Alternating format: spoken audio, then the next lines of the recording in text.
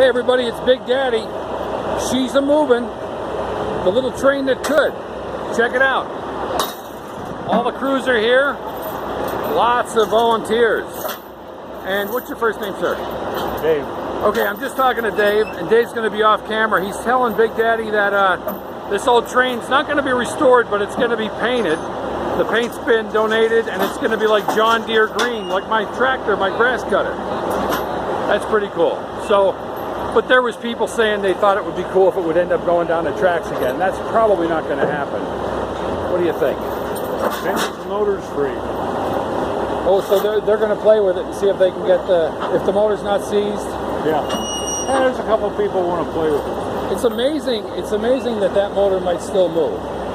After sitting out here, I photographed her in the snow, the ice, right, the rain. And you were asking me when the earliest the locals thought that this thing was decommissioned.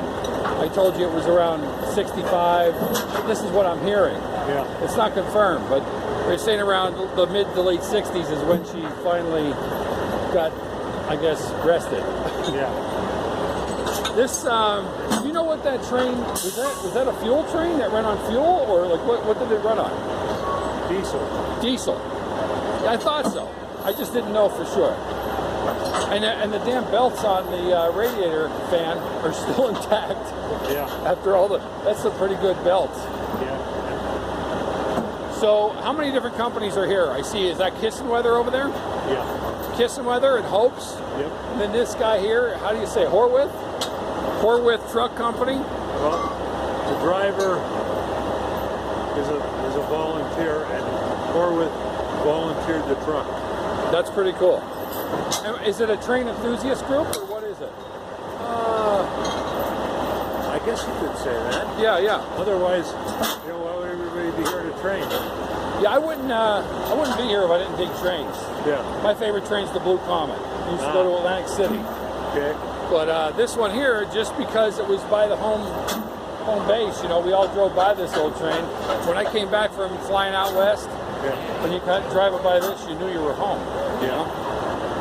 So now we'll just have to look for something else to remind us of home. But look at all the guys here. That's pretty cool. How long did it take? What time did they start moving it this morning? Everybody was here somewhere around 12. Oh, yeah, see?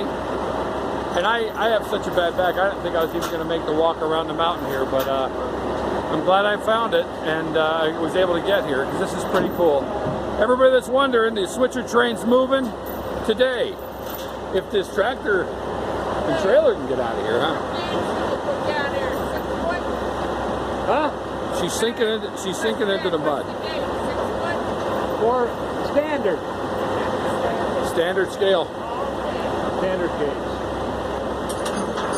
Hey, I had a measure of 1 when I did the Atlas bulky.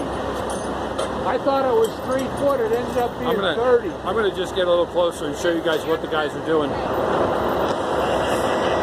Look at that.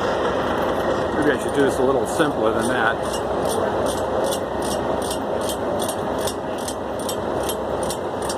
They're ratcheting it down, and it should be on its way soon.